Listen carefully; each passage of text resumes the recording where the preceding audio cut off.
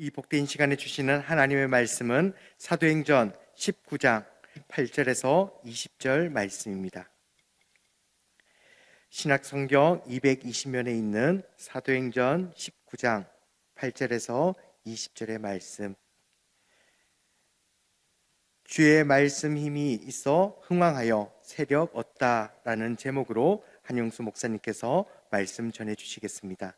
사도행전 19장 8절에서 20절까지의 말씀 함께 교독하겠습니다. 바울이 회당에 들어가 석 달 동안 담대히 하나님 나라에 관하여 강론하며 권면하되 어떤 사람들은 마음이 굳어 순종하지 않고 무리 앞에서 이 도를 비방하거늘 바울이 그들을 떠나 제자들을 따로 세우고 두란노 서원에서 날마다 강론하니라. 2해 동안 이같이 하니 아시아에 사는 자는 유대인이나 헬라인이나 다 주의 말씀을 듣더라. 하나님이 바울의 손으로 놀라운 능력을 행하게 하시니 심지어 사람들이 바울의 몸에서 손수건이나 앞치마를 가져다가 병든 사람에게 얹으면 그 병이 떠나고 악귀도 나가더라. 이에 돌아가며 마술하는 어떤 유대인들이 시험 삼아 악귀 들린 자들에게 주의 이름 말하되 내가 바울이 전파하는 예수를 의지하여 너희에게 명하노라 하니라.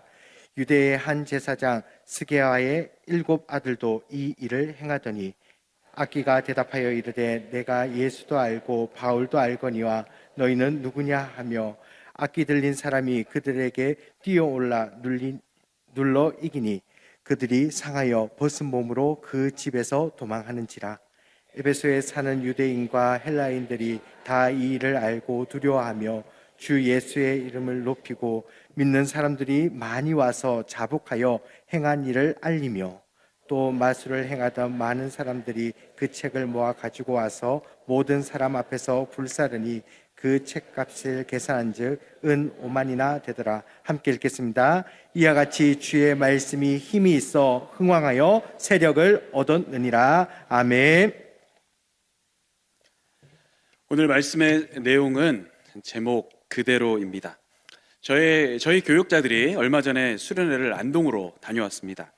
도산서원 등의 유서 깊은 곳을 방문하고 한자들을 많이 봤습니다. 그리고 나서 설교 제목을 이렇게 제가 지을 때 운율 있게 지을 수밖에 없었습니다. 사사사사 주의 말씀 힘이 있어 흥왕하여 세력 얻다. 옆에 사람과 한번 해볼까요? 시작. 오늘 이 말씀을 여러분 함께 보시면서 사도행전의 말씀의 역사가 우리 삶에도 그대로 이루어질 수 있기를 주님의 이름으로 축복합니다. 오늘 이 사도행전 말씀은 바울이 3차 전도 여행 때 이렇게 지어진 말씀이죠. 오늘 말씀 20절을 보겠습니다. 오늘 20절 말씀이 결론인데요. 주의 말씀이 어떻다고 나옵니까? 주의 말씀이 힘이 있다. 여기서 힘은 크라토스라는 헬라어로 쓰이고 있습니다. 권능, 힘, 그리고 능력이란 단어입니다. 이 단어가 강력한 지배적인 힘을 쓸 때, 즉 군사적인 용어에 이 단어가 쓰이는데요. 주님의 말씀에는 군사적인 파워가 있습니다. 압도적인 군사들이 적군의 적진을 막 휘두르면서 나갈 때 흔들리지 않고 쫙 절기 있게 나가는 모습, 그 뉘앙스를 말할 때 크라토스, 힘, 권능, 능력을 씁니다. 주의 말씀이 돌격하는 것입니다. 오늘 이 본문에서 그렇다면 이 군사적인 이 용어인 크라토스가 어떻게 표현되고 있는지를 한번 찾아봤으면 좋겠습니다. 오늘 말씀 8절 9절을 다시 한번 더 읽어보도록 하겠습니다. 시작. 바울이 회당에 들어가 석 달 동안 담대히 하나님의 나라에 관하여 강론하며 권면하되 어떤 사람들은 마음이 굳어 순종하지 않고 우리 앞에서 이 도를 비방하거늘 바울이 그들을 떠나 제자들을 따로 세우고 두란노 서원에서 날마다 강론하니라. 아멘. 8절에 따르면 바울이 이 석 달 동안 무엇에 관하여 이야기했습니까? 하나님의 나라에 대해서 강론하고 권면했다라고 말하고 있습니다. 여러분, 하나님의 나라가 어떤 것입니까? 이것이 바울이 말하고자 하는 핵심이었고 전파하려는 주제였습니다. 바울은 그것을 그토록 에베소인들에게, 에베소 교회에게 전하고 싶었습니다. 이 비전 때문에 바울은 열정적이고 군사적이고 거침없이 담대하게 과감하게 이 말씀을 알려주고 싶었던 것이죠. 왜? 하나님의 나라는 진리이기 때문입니다. 하나님의 나라는 바로 사실이기 때문입니다. 여러분께 질문하겠습니다. 예수 그리스도께서 저와 여러분의 죄를 용서하시기 위해서 십자가에 돌아가시고 우리의 모범이 되어주시기 위해 부활하셔서 그분의 모든 의를 우리에게 남김없이 이체해 주셨음을 여러분 믿으십니까? 수수료 없이, 이게 중요해요. 수수료 없이 완벽하게 계좌 이체하셨음을 믿습니까? 이 예수 그리스도께서 구약으로부터 예언되었던 분이시죠. 그분이 오셔서 유대 땅에서 하나님의 약속이 이루어지셨다. 그리고 그분이 승천하신 뒤에 다시 오셔서 그분의 약속을 이루신다는 것, 바로 이것이 하나님 나라의 주된 내용입니다. 핵심입니다. 그리고 그 핵심 노른자에는 바로 우리 예수 그리스도가 있으십니다. 하나님 나라의 영원한 통치자, 우리의 진정한 왕, 우주의 대통령 예수 그리스도, 이분이 다스리는 평강의 나라를 믿으라는 강력한 내용을 지금 바울은 에베소 교인들에게 전파하고 열심히 가르쳤습니다. 그리고 바울은 그것을 에베소 교인들에게 어떤 방법으로 가르쳤다고 하고 있습니까? 하나님의 나라를 강론하며 권면했다라고 말하고 있습니다. 강론했다라는 의미가 뭐냐면 킹 제임스 영어 성경에 보니까 disputing 이렇게 돼 있어요. 발음은 좀 그렇지만 disputing입니다. 논쟁, 분쟁, 반박, 이의, 분쟁 이런 뉘앙스예요. 여러분 생각해 보십시오. 논쟁하고 반박하고 어떻게든 이 말씀에 대해서 이의를 제기하려고 할 때 힘 빠져서 하는 사람이 있습니까? 자신 없는 사람이 있습니까? 어떤 내용에 대해서 설명할 때, 반박할 때 힘없이 하는 사람이 있습니까? 낮은 목소리로 논쟁하는 사람은 없습니다. 바울이 회당에 들어가서 석 달 동안 하나님 나라에 대해서 강론할 때 진취적으로, 투쟁적으로 하나님의 말씀에 대한 확신을 갖고 나갔다는 것입니다. 또 권면을 했잖아요. 이 권면은 persuade라는 단어를 썼어요. 설득하다 단어로 번역되어 있어요. 사람들이 이것이 맞다라고 하면 확신 있게 나갈 때 설득력 있게 어떤 상황을 들어서 설득하고 할 수 있게끔 만들어주는 것이었습니다. 그것도 며칠 동안이요? 무려 90일 동안 힘있게 확신 있게 설득하는 작업이 90일이었습니다. 여러분, 우리가 이런 바울에게 하루만 배울 수 있다면, 우리가 이 바울의 말씀을 하루만 배울 수 있다면 어떨까요? 저는 그런 생각을 해보게 됩니다. 우리 담임 목사님과 사모님과 우리 목사님 그리고 전사님에게 제자훈련 사역 9년 1, 2년만 받아도 변화의 바람이 붑니까 안 붑니까? 말씀 잘하셔야 됩니다. 변화의 바람이 붑니까 안 붑니까? 아멘. 예수님을 직접 체험하고 인생 역전이 된 그가 살아있는 말씀을 들고 가서 에베소 교인들에게 설명을 했습니다. 구약과 신약을 관통해서 당대 최고의 석학이었던 가말리아 학파에서 그는 제자였어요. 바울의 강의를 듣는 것은 너무 큰 영광이죠. 그런데 더욱이 그를 바로 무릎 꿇게 딱 꼬꾸라지게 만드시고 눈도 멀게 하셨던 그 예수님의 말씀이 에베소 교인들에게 듣게 되고 하루만 그 말씀을 들을 수 있다면 엄청나게 변화되는 거예요. 무려 90일 동안 투쟁하고 논쟁하고 어떻게든 설득하려고 했던 그 열정의 말씀을 들었을 것입니다. 바울은 말하면 엄청난 힘을 쏟은 것입니다. 피와 땀과 눈물을 에베소 교인들에게 쏟아 부은 것입니다. 그런데 문제는 9절이에요. 9절에 뭐라고 나와요? 9절 한번 다시 읽어볼게요. 어떤 사람들은 마음이 굳어 순종하지 않고 무리 앞에서 이 돌을 비방하거늘 바울이 그들을 떠나 제자들을 따로 세우고 두란노 서원에서 날마다 강론하니라라고 나옵니다. 지금 90일 동안 열심히 알려줬어요. 나름대로 최선을 다했어요. 그런데 다 바울 같은 마음이 아니에요. 듣는 자와 가르치는 자, 또 듣는 자가 함께 그 말씀을 나누면서 하나가 되었는데 같은 마음이 아닌 거예요. 어떤 사람들 태도가 뭐예요? 마음이 굳어졌다가 나와요. 순종하지 않아요. 마음이 굳어졌으니까 순종할 수도 없는 거죠. 무슨 말이에요? 확신 있게 바울이 권면하고 나가도 순종하지 않는 거예요. 순종하지 않는 마음이 어떤 거예요? 강박하고 믿음으로 거부하는 거예요. 여기서 위로가 되는 거죠. 천하의 바울도 안 되는 데가 있구나. 갈 때마다 히트 치고 홈런 친 게 아니구나. 석학의 제자였던 그가 말씀을 전하고 엄청난 논리로 바로 하나님의 나라를 전파하면 세상이 요동하고 뒤집어지는 그런 역사가 일어날 줄 알았는데 그것이 일어난 것이 아니었어요. 바울의 실패가 우리에게 위로가 됩니다. 바울이 말씀을 열심히 가르쳤어요. 예상과는 다르게. 그러나 사람들의 마음이 시멘트가 됐어요. 그래서 순종하지도 않아요. 도리어 무리들은 바울을 비방합니다. 열심히 논쟁하고 투쟁하고 설득했지만 순종하지 않고 도리어 역공당합니다. 이런 어처구니 없는 일들이 되면 여러분의 마음이 바울이라면 어떠시겠어요? 내가 말이야 공들여가지고 이 사람 한 사람을 가르쳐놨다니, 내가 그 인간, 죄송해요, 그 사람 만들어 놓았다니까 도대체 알려준 사람 뒤통수를 딱 치고 험한 말을 하는 것이 뭐야? 이런 상황이 됐다고 여러분 생각해 보세요. 여러분 마음이 어떠시겠어요? 낙담되시겠죠? 흔들리시겠죠? 다시는 말하고 싶지 않은 힘 빠지는 상황이 되겠죠? 특별히 이 일이 일반적인 그냥 일상적인 일입니까? 아니에요. 분명한 하나님의 말씀의 역사의 사역이에요. 하나님 말씀의 사역이었다고요. 하나님이 시켜서 하신 일이에요. 바울은 자기가 한다고 한 적이 한 번도 없어요. 그러나 이끄셔서 그를 코너로 모시고 열방의 복음 전환 자로 만들어신 분의 의도를 따라서 지금 그 삶까지 충실히 다하며 목숨 다해서 열심히 사람들에게 말씀을 가르쳤단 말이에요. 그런데 공든탑이 무너지고 역습당하고 역공당하면 사람의 마음이 어떻게 돼요? 허무하고 이게 뭔가 싶고, 지금껏 내가 생활했던 이게 뭔가 싶고 실망감으로 가득 차지 않겠습니까? 충분히 바울의 마음이 그렇죠. 이런 가운데 바울은 어떤 태도를 유지합니까? 9절에 보시면 어떤 사람들의 마음이 굳어 순종하지 않고 무리 앞에서 이 돌을 비방하거든. 그렇게 됐는데 바울이 그들을 떠나 제자들을 어떻게 해요? 따로 세우고 두란노 서원에서 날마다 뭐 했어요? 강론했어요. 잘 기억하십시오. 두란노 서원에서 강론했습니다. 바울의 전략은 제자들을 따로 세우는 거예요. 바울이 너 안 따르니까 내가 포기한 거야, 이게 아니에요. 90일 동안 열심히 했는데 안 되는 거예요. 오해하지 마십시오. 바울이 지금 흔들릴 수 있는 상황 속에서 해결책이 사람을 버린 게 아니라 더 효과적인 일들도 나간 것입니다. 말 안 듣고 마음 굳어 순종하지 않고 역공하는 사람들과 싸워봤자 뭐예요? 시간 낭비예요. 그러니까 차라리 열매를 많이 맺는 곳으로 가서 효과적인 복음을 뿌리는 것이 더 효율적이다라고 판단했던 거예요.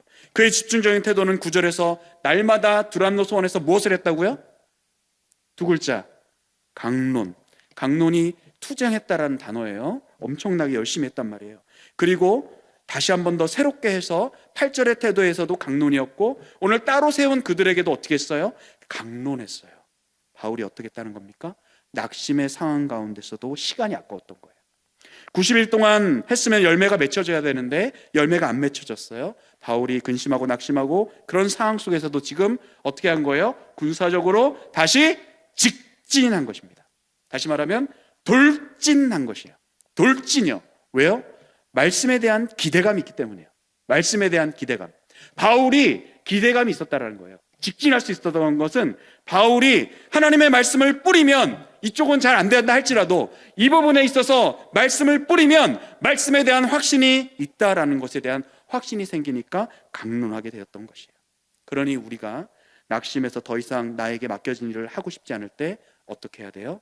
돌파구를 찾아야 되는 거예요. 안 되는 걸 바라보지 마십시오. 여러분, 안 되는 걸 바라보지 마세요. 되는 쪽을 바라보시고 예비된 제자들을 따로 불러서 세운 이 과정을 기억하면서 다시금 투쟁적으로 설득하며 하나님의 말씀을 바라볼 수 있도록, 하나님의 맛을 볼 수 있도록, 하나님의 나라를 정말 알 수 있도록 바울이 설득했던 것입니다. 할렐루야. 그래서 이 모든 과정 속에 바울이 무엇을 경험했습니까? 낙심하지 말고 되는 것을 하면서 직진하며 그저 내게 맡겨주신 직무를 다하는 것, 그건데 바로 중요한 것은 바울의 직진할 수 있는 근거가 뭐냐? 바울의 열정도 아니요, 바로 열정이 갖추셨다면 인간적으로 실망감 뿐이었겠지만 하나님에 대한 확신, 말씀의 힘을 그가 믿었다라는 것입니다. 말씀을 전하다 보면 말씀이 잘 안 들어간 경우도 있습니다. 말씀이 거부당하는 경우도 있습니다. 새학기를 맞아 주일학교에서 교육자와 선생님들이 아이들에게 사랑을 막 쏟아붓습니다. 그래서 만나자, 놀자, 야놀자, 놀러가자, 교제하자. 근데 애들의 반응은 어때요? 반기는 아이들도 있지만 대부분 반기지 않고 시큰둥합니다. 그래서 교사들이 애타는 마음으로 전화를 하면 전화 거는 순간 어떤 상황이 되죠? 지금 거신 전화는 고객의 착신에 의해서 제한된 번호입니다.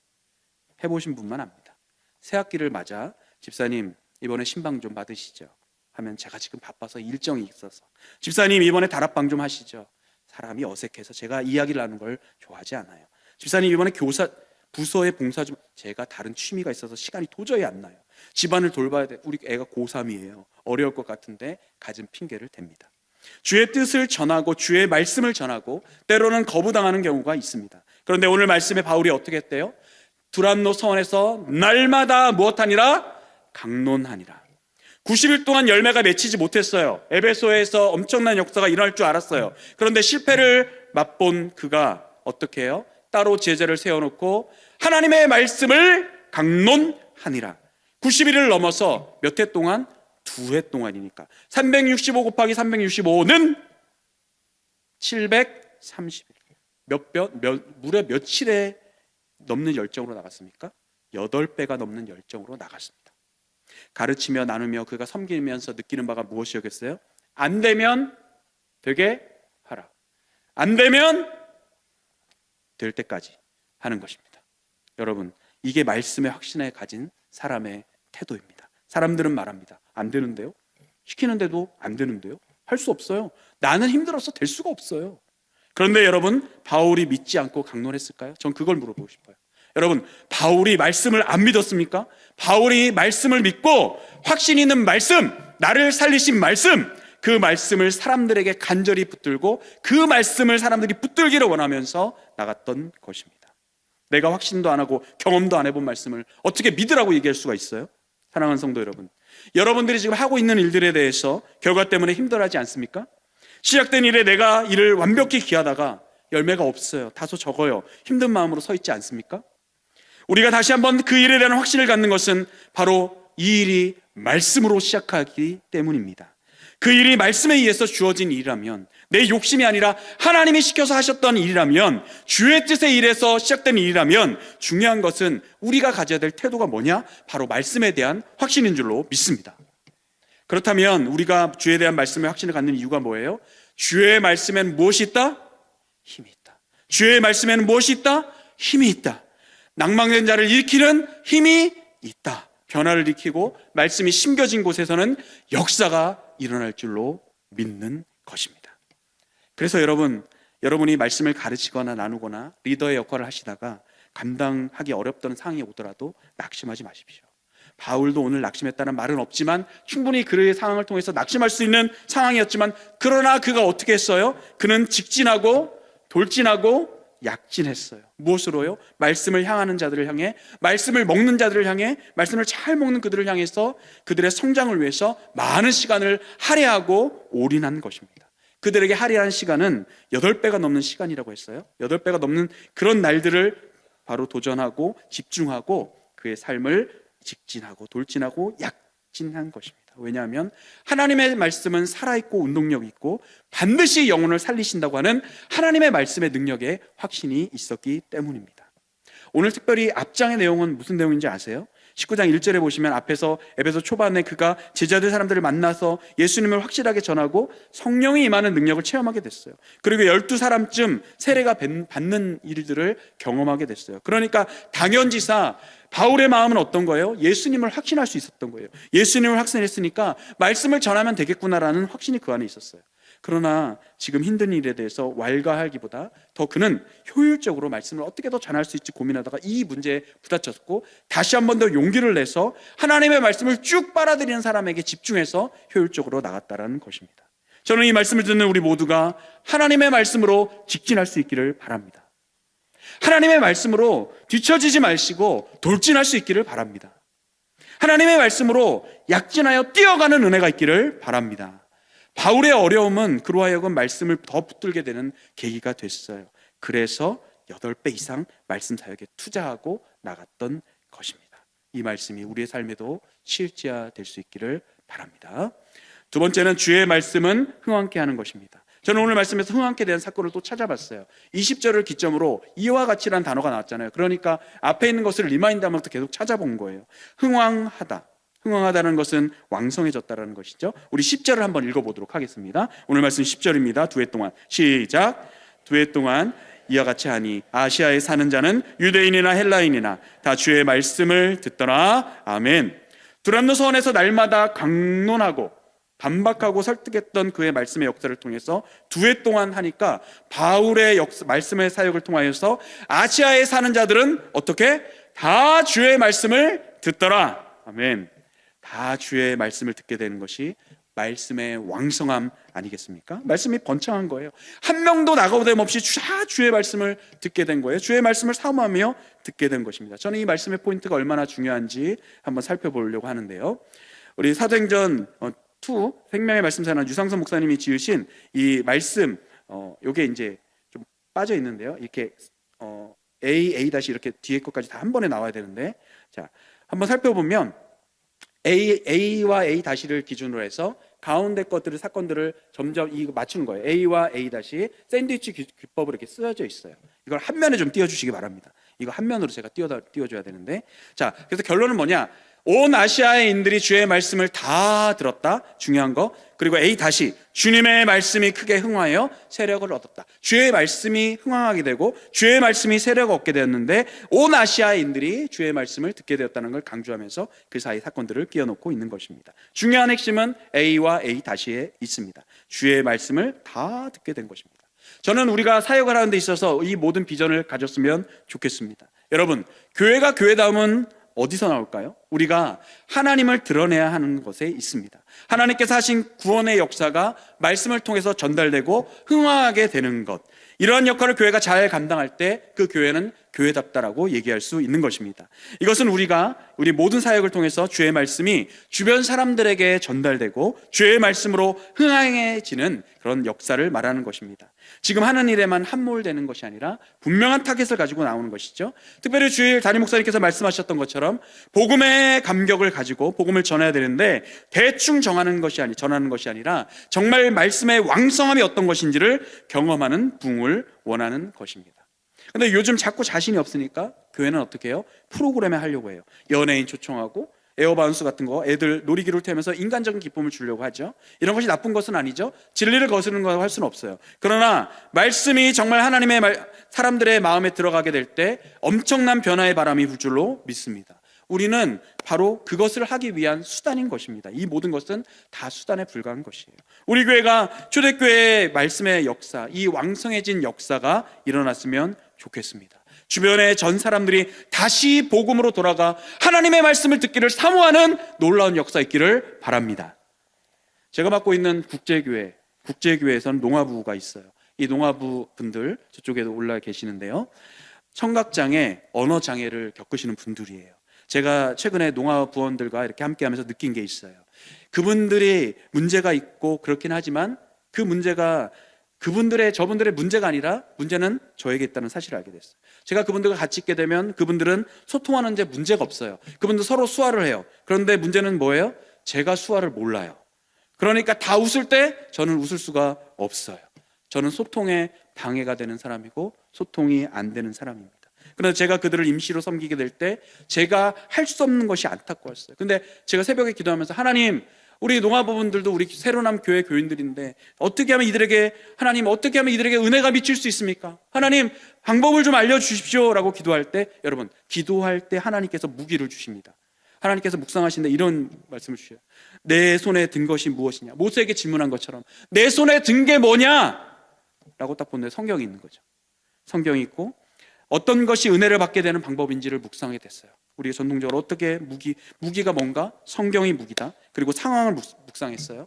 농아분들은 우리가 볼 수 있어요. 장점이 있어요. 볼 수는 있어요. 그래, 손도 움직일 수 있어요. 아, 이게 강점이구나. 말씀을 볼 수 있고 내 손을 움직일 수 있다. 그럼 뭘 해야 돼요? 필사를 해야죠. 필사를 해야 되는 거예요. 장점이 있는 거예요. 장점으로 일하는 거예요. 눈을 볼 수 없다고 하면 어렵겠죠. 안타까운 마음이지만. 그러나 내 눈을 보게 하신 분은 하나님이시다. 할렐루야. 아멘. 손으로 움직일 수 있다. 쓸 수 있다. 아멘. 이것을 내가 머릿속으로 탁 감지된다. 우리 필사로 나가야 된다. 우리가 말씀 많이 강조하는데 은혜 받는 수단, 은혜의 방편이 3가지가 뭡니까? 말씀, 왜 버무렸어요? 말씀, 기도, 성례. 3가지. 성례는 세례와 성찬입니다. 말씀이 은혜를 받는 수단이다. 오케이. 그래. 말씀으로 밀어붙인다. 돌진한다. 저분은 굉장히 부담스러워했는데. 근데 그 얘기를 하면서 말씀의 체험을 해봐야 되겠다. 정말 말씀이 은혜를 주는 거 아닌가? 한번 씨름을 해보자. 문제가 생겼어요. 한글을 못 써요. 한글을 못 쓴다고요. 다 쓰는 분도 있지만 못 쓰는 분도 있어요. 그래서 제가 고민을 했어요. 이분 중에서 한글을 쓸 수 없는 분도 있고 있는 분도 없는데, 없는 분들은 쓸 수 없는 분은 소외가 되잖아요. 그래서 제가 서점에 가니까 해결이 됐어요. 여러분, 인생의 생활에 문제가 있다면 기도단을 들어가시고, 잘 들으세요. 신앙생활에 문제가 있다면 기도단에 들어가시고, 여러분 신앙생활에 궁금함이 있으면 어디 가야 돼요? 서점을 가보시기 바랍니다. 서점을 가니까 서점 담당하신 분이 참 지혜로우세요. 고민도 안 하고 목사님 이게 있어요 라고 알려줬어요. 우문현답이에요. 이게 뭐냐면, 저 정말 놀랐어요. 왼쪽에는 글씨가 있어요. 오른쪽엔 비어 있어요. 보통 그냥 비어 있는 것도 있거든요. 근데 왼쪽에 글씨가 있으니까 그 위에 글씨를 따라 쓸 수 있어요, 없어요? 한문처럼 따라 쓸 수 있잖아요. 그러니까 그 위에 글씨를 쓰는 거예요. 놀랍죠? 그 위에 써도 되는데 글씨를 그냥, 글을 모르는데 그냥 옮겨 적는 거예요. 글을 막 옮겨 적는 거예요. 여러분, 이게 지금 쉬운 일 같은데 이게 쉬운 일이 아니에요, 여러분. 글자를 모르는데 저거를 받아서 적는 거는 정말 곤욕스러운 일이에요. 그래서 정말 제가 이 투트랙으로 말씀을 딱 방법을 알려드리고 했어요. 2월 달에 수련회를 하면서, 2월 말에 수련회를 하면서 농화부는 무조건 신약 일독을 올해 말에 한다! 라고 제가 직진하고 돌진하고 약진했어요. 제가 이들에게 다른 것을 주장하는 게 아니에요. 엉뚱한 거 하자고 한 게 아니에요. 은혜 받는 일에 우리가 집중하자라고 했어요. 제가 이들에게 주장한 것이 은혜 받는 일이라고 하니까 따라 주셨어요.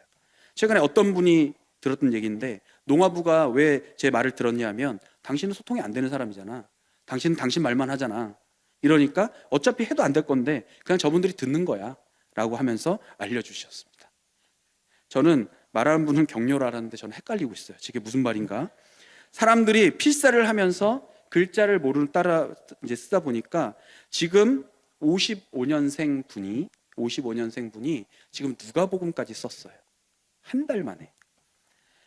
70이 헐넘은 48년생 모르는 분은 마태복음까지 다 썼어요. 불과 한 달 만에 이런 일들이 벌어졌습니다.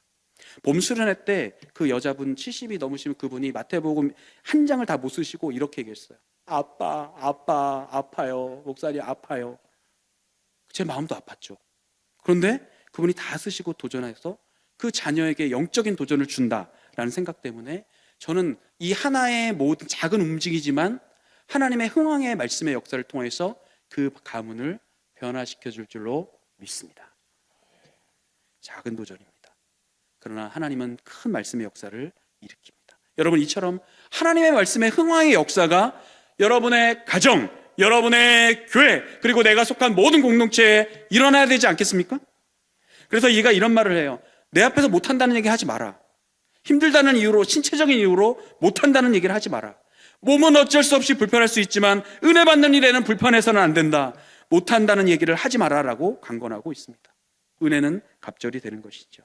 여러분 앞에서 흥황케 하는 일을 방해되는 일이 무엇이 있습니까? 때로는 내가 될 수 있습니다. 나의 고집과 아집으로 말미암아 하나님의 말씀이 왕성해지는 것이 방해되는 역사가 나 때문에 일어난다면 내 자신을 깨고 일어나는 역사가 일어나야 되지 않겠습니까? 어떤 사람들은 불순종하여 성장이 멈춘 회당의 사람들이 분명히 있었어요. 그러나 어떤 사람들은 유대인이나 헬라인이나 다 말씀을 듣고 말씀이 흥황되는 역사가 일어났다고요. 그래서 말씀의 역사를 경험하는 세대는 그 부흥의 맛을 잊지 못합니다. 말씀이 너무 재밌어요. 여러분, 여러분들의 신앙생활의 피크를 생각해 보십시오. 예전에 사경회나 부흥회 다 모여서 말씀 듣고 마치고 나서 뭐 먹었어요? 안 드셨어요? 전 개척교회에서 라면 먹었어요. 라면만 먹어도 즐거웠어요. 라면에 김치가 없었더라면 무슨 맛으로 라면을 먹을까? 근데 김치도 없었어요. 그러나 라면만 먹었어도 말씀만으로 우리는 풍요로웠어요. 벅찬 감동이 있었어요. 찬양 부르고 눈물 흘리며 기도하며 하나님의 말씀을 내 가슴속에 새기고 돌아와서 일터로 돌아가 다시 한번 나가고 학생으로서 대학 캠퍼스에 들어가 말씀을 듣는 가운데서도 말씀 듣는 것 때문에, 기도하는 것 때문에 그 일이 너무 즐거웠습니다. 그리고 사람들이 점점 늘어납니다. 주의 말씀을 듣고자 말씀이 세임돼서 영적으로 내게 힘을 주니까 말씀을 듣기를 고대하면서 모였어요. 그리고 사람들은 말씀으로 모여들고 뛰어들고 다 주의 말씀을 듣더라라는 오늘 말씀의 이 역사를 경험하면서 예배당이 터져나갈 정도로, 캠퍼스 안에서 그 모임이 터져나갈 정도의 역사를 경험한 분들이 있을 것입니다. 우리는 그때 무엇에 충만했습니까? 말씀의 충만으로 바로 나갔던 것입니다. 말씀 충만, 성령 충만, 사랑 충만으로 이어져서 말씀을 듣다 보니 성령이 충만해지고, 성령 충만하니까 하나님을 사랑하는 그 마음이 느껴져서 하나님을 사랑하니까 계속 말씀을 듣고 싶은 거예요. 그건 선순환이 이루어졌던 것이 바로 오늘 흥왕의 말씀의 역사였던 것입니다. 사랑하는 여러분, 이때가 다시 온다면 우리는 그것을 붕으로 말할 것입니다. 말씀에 흥왕케 하는 역사입니다. 근데 여러분, 왜 자꾸 다른 데 눈을 돌리십니까? 제가 묻고 싶습니다. 왜 다른 데 눈을 돌리십니까? 왜 자꾸 재미를 찾아 나가십니까? 왜 내 중심이 되어서 위로받기만 원하십니까? 왜 편한 것을 추구하여 쉬운 길을, 편한 길을, 좁은 길이 아닌 왜 넓은 길로 가시려고 합니까? 좁은 길, 예수님의 걸어가신 말씀의 선포의 길을 따라가야 할 줄로 믿습니다. 작은 결단을 통해 말씀으로 흥왕해지는 우리 공동체 되기를 바랍니다. 이런 것이 어디서 드러났느냐? 두란노 서원에서 나타났어요. 우리는 바울이 두란노 서원에서 말씀을 전할 때 날마다 강론했다고 하니까 여유 있고 좀 편하게 그렇게 생각하는데요, 그런 게 아니에요. 한 주석에 보면 한 헬라의 사본에는 바울이 11시부터 오후 4시까지 강론했던 기록이 있어요. 11시부터 4시까지 말씀을 열심히 가르치고, 바울이 현장 사역자였잖아요. 일터였잖아요. 텐트 메이커였잖아요. 그러니까 자신은 어떻게 했어요? 말씀을 가르치고 나서 일을 했던 거예요. 말씀을 가르치고 일했다는 거예요. 휴식 시간에 말씀을 가르치고 다른 사람과 똑같이 막노동을 했던 거예요.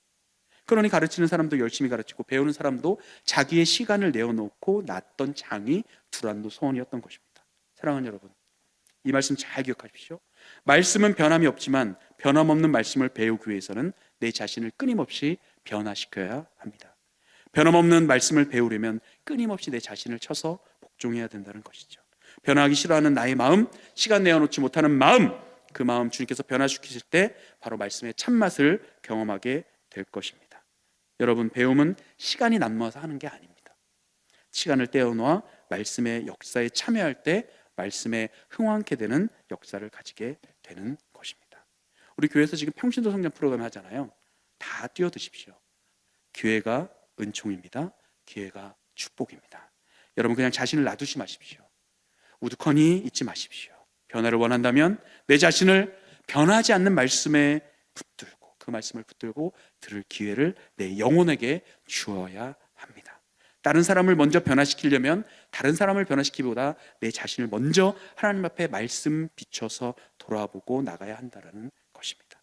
우리 삶에서 하나님께서 주신 이 선물과도 같은 평신도 성장 프로그램, 이것을 통해서 우리 교회가 두란노 서원 되기를 바랍니다. 우리 끝으로 오늘 말씀에서 세력 얻는 것을 또 찾아봤습니다. 저는 말씀이 세력을 얻는가? 과연 이 사건은 무슨 사건인가? 결론이 이런 거죠. 세력을 얻다라는 뜻, 이 세력 얻다라는 뜻은 승리하다는 뜻이거든요. 하나님께서 말씀을 통해서 유사 제품은 다 떠나가게 하시고, 악기 들렸던 흉내내는 것조차도 다 떠나가게 하시고, 그것은 패배하게 될 수밖에 없고 벗은 몸으로 집을 뛰쳐가며 주랭랑치는 역사가 일어나는 것입니다. 곧 가짜는 힘이 없습니다. 승리하지 못합니다. 그러나 진짜는 승리합니다. 말씀을 붙들고 나가는 진짜는 승리합니다. 17절, 오늘 말씀 사도행전 19장 17절 말씀 읽어보겠습니다. 에베소에서 시작.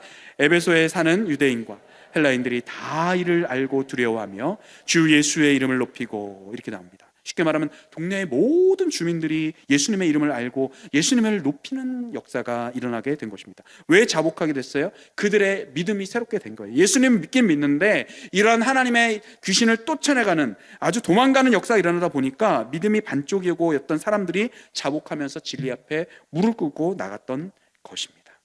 말씀의 본격적인 역사가 시작되어 이러한 역사가 일어나게 된 것입니다.